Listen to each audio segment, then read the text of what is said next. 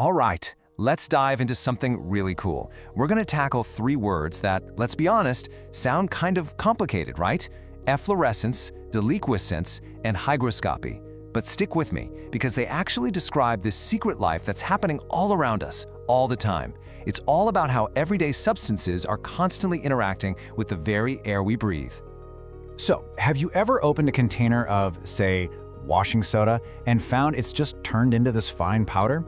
Or maybe you've noticed how a salt shaker can get all clumpy and sticky on a humid day? Well, these things aren't just random quirks. There's some really fascinating science at play here, and we're about to break it all down. The key to this whole puzzle?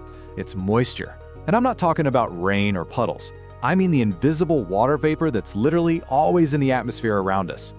How much of that moisture is in the air? You know, the humidity?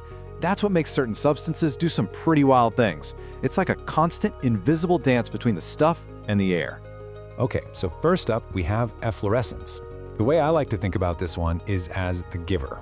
Why? Because it's a process where a substance gives its own moisture away to the atmosphere. So what does that actually mean? Well, efflorescence happens with substances that are 1. Crystalline, so they have this nice structured solid form, and 2. They're hydrated. That means they have water molecules literally locked inside their crystal structure.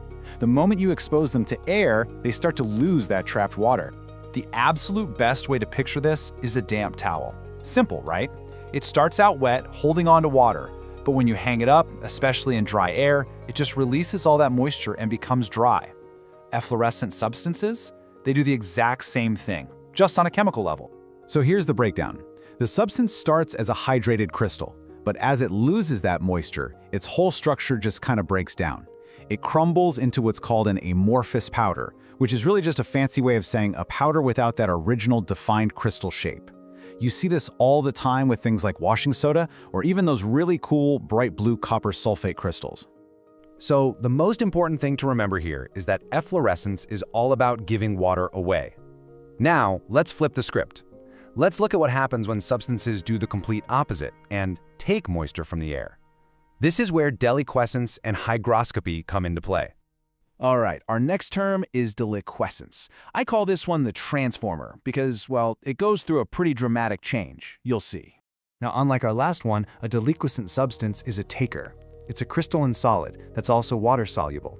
When you leave it out in the open, it starts absorbing moisture from the air. And here's the crazy part. It just doesn't stop.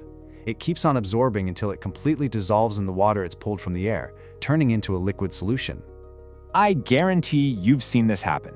It's just like leaving a hard candy out on a super humid summer day. You come back a little while later, and it's not a solid piece of candy anymore, is it? Nope, it's a sticky, syrupy puddle. That is deliquescence in action. It literally transforms itself from a solid into a liquid. So the process is pretty straightforward. It starts as a water-soluble crystal, it absorbs a ton of moisture, and its final state is a saturated solution.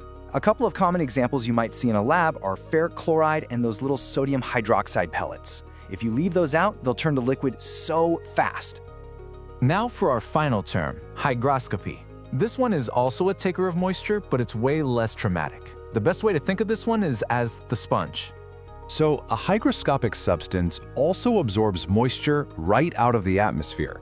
But, and this is the huge difference from deliquescence, it does not change its original state. It just holds on to the water it collects, just like a sponge. And you have seen this 1,000 times. You know those little do not eat packets you find in a new pair of shoes or a bag of beef jerky? That's silica gel, and it's a classic hygroscopic substance. Its entire job is to be a super powerful sponge, soaking up moisture to keep the product fresh and dry, all while just staying a solid packet of beads. What's neat is that these substances can be amorphous solids or even liquids. They absorb moisture, but the key thing is their final state is the same as their initial state. Besides silica gel, other examples are things like calcium oxide and even concentrated sulfuric acid, which is a liquid that's amazing at pulling water right out of the air. Okay, so we've met the giver, the transformer, and the sponge. Let's put them all side by side so we can really truly lock in the differences. So let's just put it all together. Efflorescence is kind of the odd one out. It loses moisture and turns into a powder. Deliquescence and hygroscopy, on the other hand, both absorb moisture. The big major difference between them is what happens at the end. Deliquescent substances completely transform into a liquid solution, while hygroscopic substances just stay in their original form. Look, if you take away just one thing from this explainer, make it this. Efflorescence gives, while deliquescence and hygroscopy take. Simple as that. And to tell the two takers apart, all you have to do is ask yourself, did it completely transform into a puddle, or did it just act like a sponge? That's it. That's the whole game right there. So, the next time you see some clumpy salt, or a powdery substance in an old container, or even one of those little silica packets, you'll know exactly what's going on. The secret life of substances isn't so secret anymore, is it? Now the real question is, where else are you going to spot these phenomena in action?